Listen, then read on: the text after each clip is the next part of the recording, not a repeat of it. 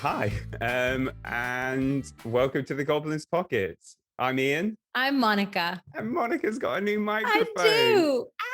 And Ah! this is a D&D review podcast where we review all things D&D and tell you whether you should spend your hard-earned cash and time on these things.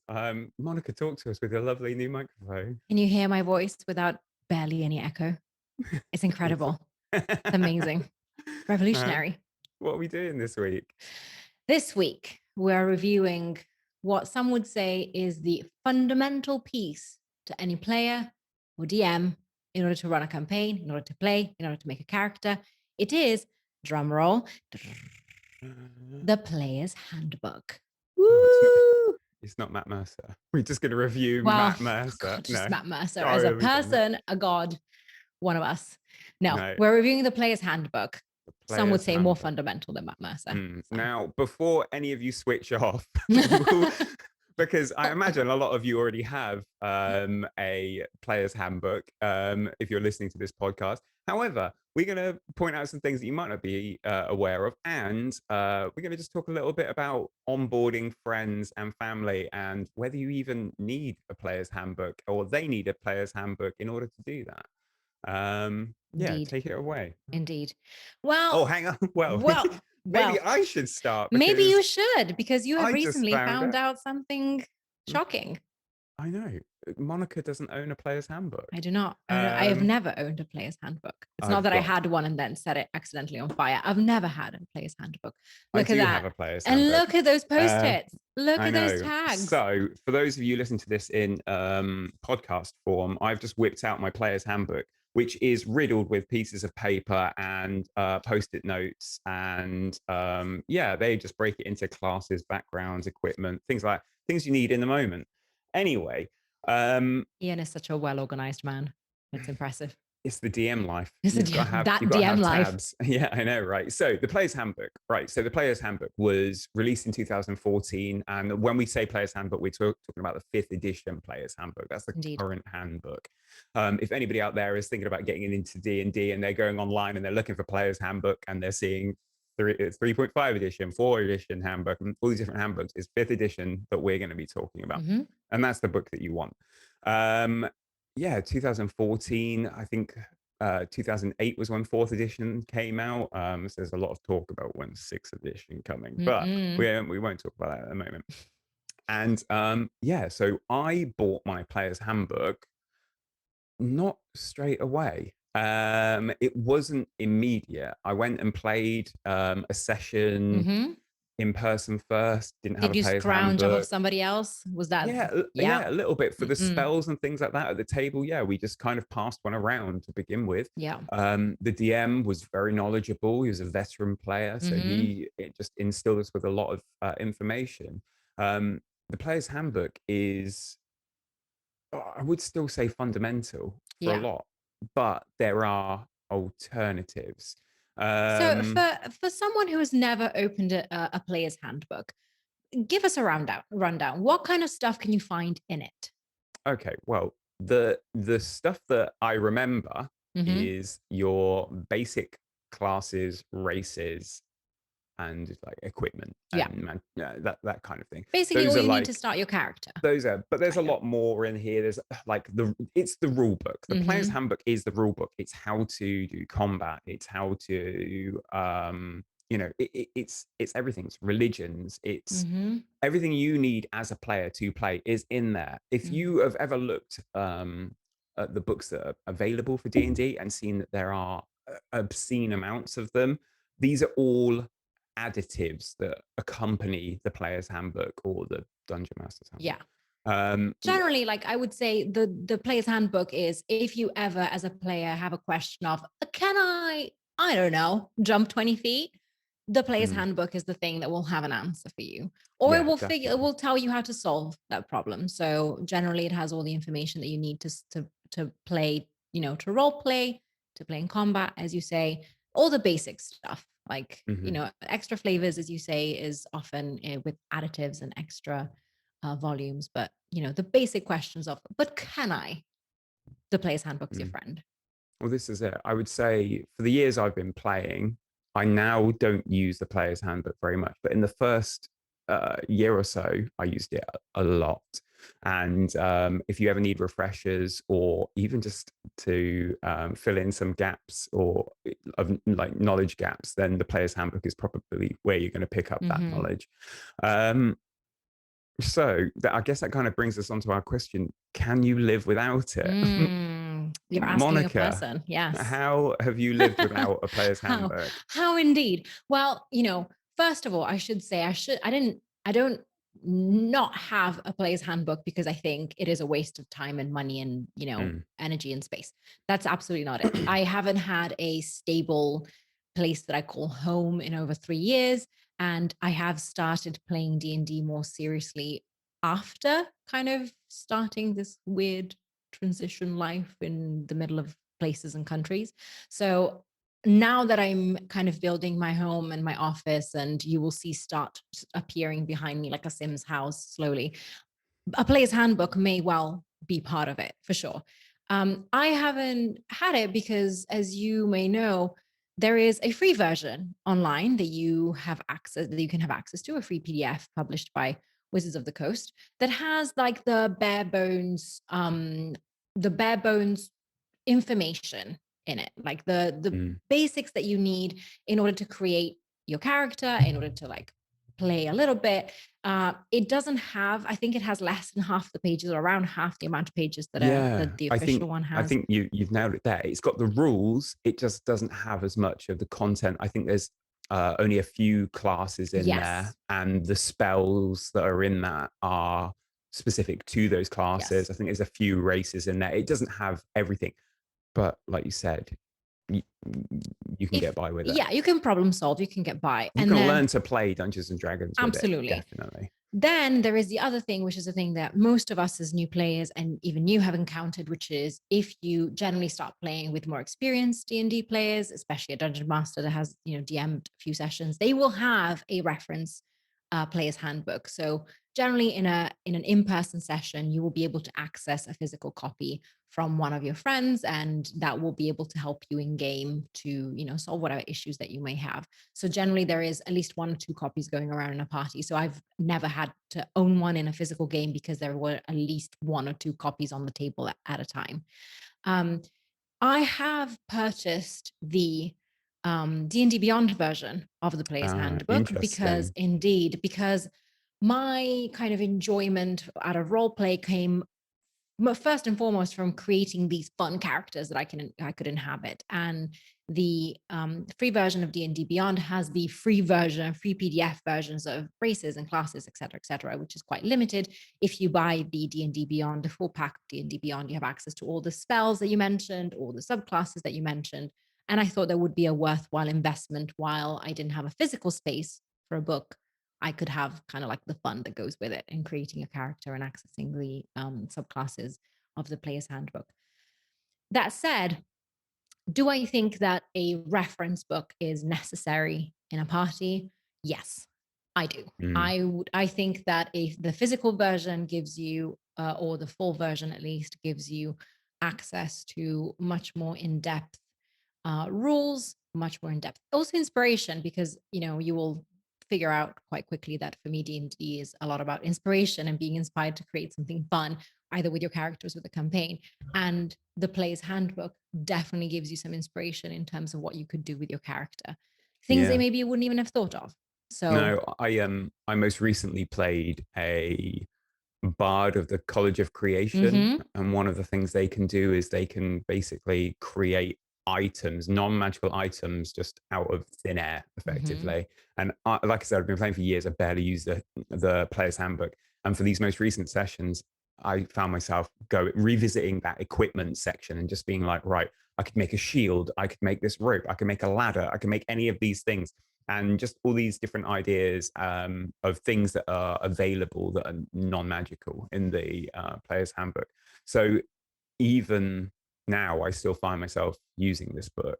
mhm, Um, for just a footnote, for if anybody listening doesn't know what D&D Beyond is, it's mm, basically the digital home of D&D content. So if you've seen a book, it's available in a digital form on D&D Beyond. And D&D Beyond is a website, it's an app, it's a phone app, tablet app, all that sort of thing. So you have access to those assets. And I don't use D&D Beyond much, but I know that recently I think it was February this year, they did a lot of updates to the player's handbook in Mm-hmm. D&D Beyond. So previously it was, just a Word document. It was one of the very first things that they Yeah. added to D&D Beyond. They've gone back and they've refreshed it, and they've done a lot more like linking. So if you're reading something about combat skills and it talks about cover or something like that, the cover may be a hyperlink that you can then click and it'll take you to that section, or it'll have a pop-up box that explains Mm-hmm. what it is. So I guess that question, the question is, if I'm a new player and I don't have a player's handbook, or I only have a physical player's handbook, is it worth getting the D&D Beyond player's handbook? Mm-hmm. What do you think? Well, I think that the having a physical handbook has benefits, and unfortunately having the digital version, as you rightly pointed out, has benefits. Mhm. I would say the biggest con to buying the physical reference book, in my personal opinion, as someone who deeply enjoys playing spellcasters, is spells. It's so Mm. difficult to manage spells, unless you buy one of Ian's cards that lets you organize spells. One of those. Mm. If you just use a reference point, a reference volume, it is quite difficult to flip through the spells kind of constantly up and down. Mm. I think experienced players who have worked with a player's handbook more frequently and who have kind of learned to use it as a reference book probably do this with much less issues than me. However, I find it quite clunky to Yeah. also because I'm terrible at memorizing my new spells and understanding and remembering, area of effect and casting time and all the specific information that you need as a caster. However, there is the absolute benefit, as you say, of being able to like see all the information and then being able to like absorb much more than just what you absolutely need, which is Mm. what a digital copy would let you do. A digital copy lets you access the specific information faster, but that is what you get. That's generally why you open it. You Yeah. click on the hyperlink to get to the spell, full stop. That's it. Mm. What do Yeah, you think? I think there are pros and cons to each. A physical tactile book, it's sometimes, again, it's just little things like being able to put your post-it notes in it and get to the areas that are important to you really quickly. Mm. Um, I've always thought it was a con, that they would sell a physical book and then not give you like a Mm. digital key to get it on D&D Beyond. But I I may also have appreciate the a difference. I may have a reason for that I have kind of recently puzzled out because I'm not very smart, which is, well, more because of a recent You development, say which that. is D&D Beyond has recently been acquired by Wizard of the Coast. Yeah, sure. That wasn't a thing Yeah, beforehand. legal issues. Yeah, Mm. probably there were some legal issues. However, would a PDF have like killed you guys, Wizard of the Coast? Just a PDF, Mm. just a PDF. Yeah, it is a thing, and honestly, from a business perspective, they've managed it for years, so I can't see them changing anytime Mm, soon. Um, yeah.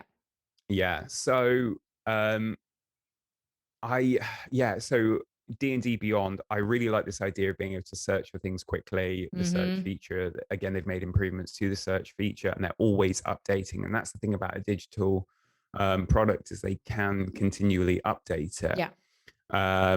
Whereas with the book, once you bought You it, and bought it. it's done. Yeah. And again, if you're going to sessions at other locations and things like that, Mm. lugging around all these books, man, They're heavy. that's a pain. Hardback. Yeah. They're I heavy. think I think if you ask me right now, as somebody who's been playing for years and owned the Player's Handbook for years, would you trade it in right now for D&D Beyond Mm-hmm. version? I think I would, You would. Mm. based on how infrequently I use it. Yeah. But as a new player, I Mm. really don't know. I think it kind of depends on your onboarding experience. I think if you the first group you ever joined was a digital group, whether that's online or in person, but people that use D&D Beyond, Mm, and the DM was encouraging you to purchase the Player's Handbook online, I'd say go for it. okay. Like I don't think you can miss out. And I think if you're using D&D Beyond because of its character sheets and all that sort of thing, having that input. I mean, we'll probably talk about D&D Beyond Yeah, for sure. at some point because God, it stresses me out. I, I want again, this podcast is about how to spend your money wisely, and D&D Beyond, ooh, Ooh. like just because anyway. Let's put a pin in that. It's a pin Yeah, for we'll put a pin in that yeah. definitely. But yeah, I think you should own a player's handbook eventually. Yes. When? That's a question that I would ask you. Like, when do you Okay. think is a good moment for a new player to invest in a player's handbook? Do you think it is a off the bat kind of thing? Do you think it Mm, is a, you know, after a couple of sessions when you realize D&D is your life? You yeah, know? that is a good question. And maybe we should talk about that some more after the break. Yes, we should. Woo! See you in a minute. Woo! Hey, got an idea for something we should review? Or been thinking of buying something for your D&D collection but the price has put you off? Why not join our Patreon? For just £4 a month, you'll get a say on what content we review, and when we buy something using Patreon contributions, we'll raffle it off to our patrons. So, you'll be in with a chance of winning the thing you wanted us to review anyway. Good, right? So, go find us on Patreon at The Goblins Pockets. And of course, all new supporters get a shout out on the latest episode. Because we love you. Welcome back. Okay, so I'm going to answer Monica's question. And Mhm. if you're a listener that has a friend that's just gotten into D&D or is thinking about getting into D&D, this is like the timestamp moment where you say, listen to this podcast. They'll tell you what you should do. Open your ears at this minute. Listen to This my opinion. It is everything. Say So every man ever. Sorry.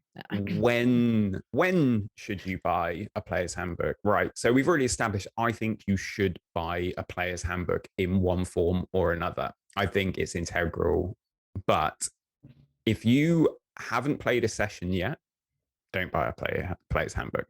I if you are one of these people that is thinking about getting into D&D but they can't find a group, or they aren't sure, or they're not sure it's for them, or they're worried about not knowing all the rules before they start, firstly, stop that.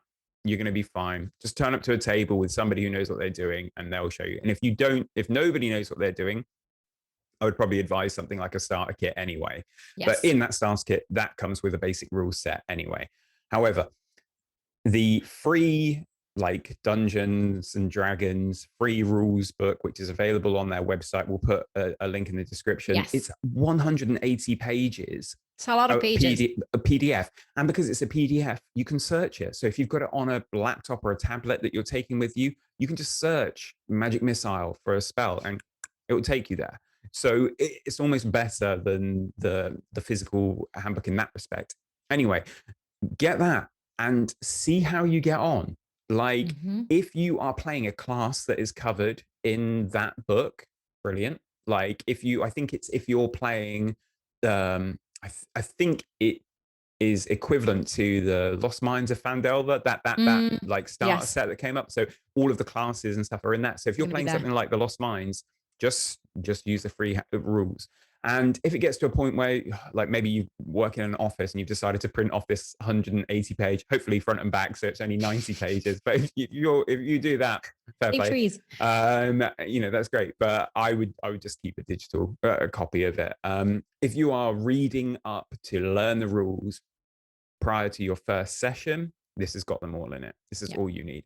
So I would say get a player's handbook once you are going to divert from those basic rules, or if you don't deal well with a digital copy, then maybe buy a Player's Handbook.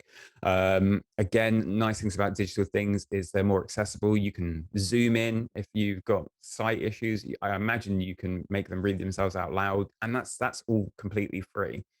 Yeah. The Player's Handbook costs like £30 or €30 or $30, depending on it's roughly the same everywhere. And I think the I stand by you can play D&D for free. Yeah. You don't need dice. 100%. You don't need anything. So if you're watching your cash flow and you want to play D&D, use the basic rules. If you've got money to burn, get a Player's Handbook and speak to the group you're going to be playing with. If they are using D&D Beyond character sheets, and most of the group are using D&D Beyond, especially the DM, I would probably say get a digital version. It is constantly being updated. It's the most kind of, I'd say, if you don't own one yet, I'd get that. Yeah. Unless you love books, Unless and you love, you've which, got a lovely some of bookshelf. us do. In which case I'm not going to persuade you either way. I will say there's something else about the Player's Handbook, which I think we haven't quite covered, which is the drawback of the heftiness of it, if that makes any sense. Like you rightly mentioned, if you're a new D&D player and you think that you need the Player's Handbook in order to understand what you're doing, you don't. And that's absolutely true. I would argue you don't even need the initial rules. You probably just need someone who is willing to sit you down, show you a D20 and say, you roll this and add numbers to it. Fundamentally, that's what D&D is. I've played so many one-shots with complete new players. Yeah. They don't have Players Handbooks. They have never seen a Player's Handbook. I can think of multiple sessions I've played with some people and they don't have Players Handbooks. They just rely on the DM and their knowledge to help them through. Yeah. And I distinctly remember this. We discussed how we got into D&D. And I remember when I was, in my late teens, early 20s, I can't even remember. I think I was around 19 when I first played Dungeons and Dragons 3rd edition, 3.5. And I remember my friend handing me a Player's Handbook, because the Player's Handbook is the Player's Handbook, regardless of, of the version. The name is the same. It's just the rules in it are different, but the name is the same. And I opened it and I thought, what? I opened it and it's a lot of words, a lot of information. And if you don't know where to start, it is absolutely daunting. So if you are one of those people who likes to get all the new stuff before starting a hobby, don't get the Player's Handbook to start with, because it will probably put you off from reading it as the fun reference book that it is, as the source of information that it is. You don't need to start playing. You don't need it to start playing. You can just make a character with any instrument that you want, be it a friend who can help you out, be it D&D Beyond, be it the free version of the handbook, kind of guided by someone who knows how to kind of skim through it and see the information that you need. If you try and read the Player's Handbook like a lovely novel, you will scream after a while, because it is a lot of information to take in that you don't really need, you don't need to read this thing front to back if you've got it. It's like, this is like, it's 316 pages. You don't need to sit down and read this before you can play D&D. This is a reference book. It is absolutely. When somebody says, oh, you find yourself swimming, it's like, what? Swimming? Go to the index in your handbook, look it up. Oh shit, I'm a paladin in full armor. I sink. I'm dead, basically.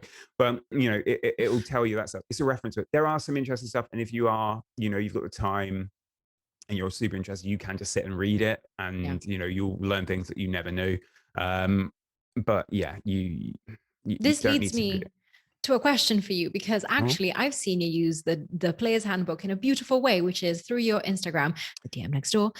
You have shown people rules that some of us didn't even know existed, because none of us have read the Player's Handbook front to back. So how do you suggest finding those little nuggets of gold in the Player's Handbook? Well, I would say that is one thing that is a benefit of either.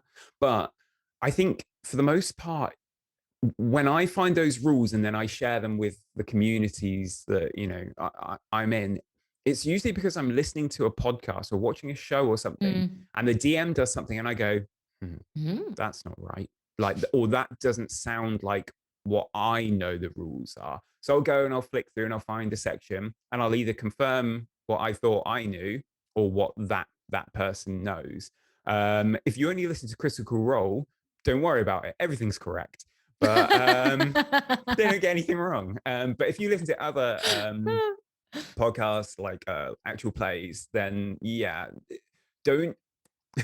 This is a good point actually, because I actually started listening to podcasts before I ever played a session. And don't take podcasts as law in terms of the rules, but also if you know if you've got an eidetic memory and you read that player's handbook and you memorize everything in one go, and then you go to your session and your DM goes, nah, they're stunned, not paralyzed, let it roll. Like most of Don't the be a time, rule lawyer. well, not if you're not asked to. If that DM goes, I don't know if it is stunned or paralyzed, then feel free to shout at them. That you know it. But yeah, so there's a lot of that sort of stuff that's really helpful in it.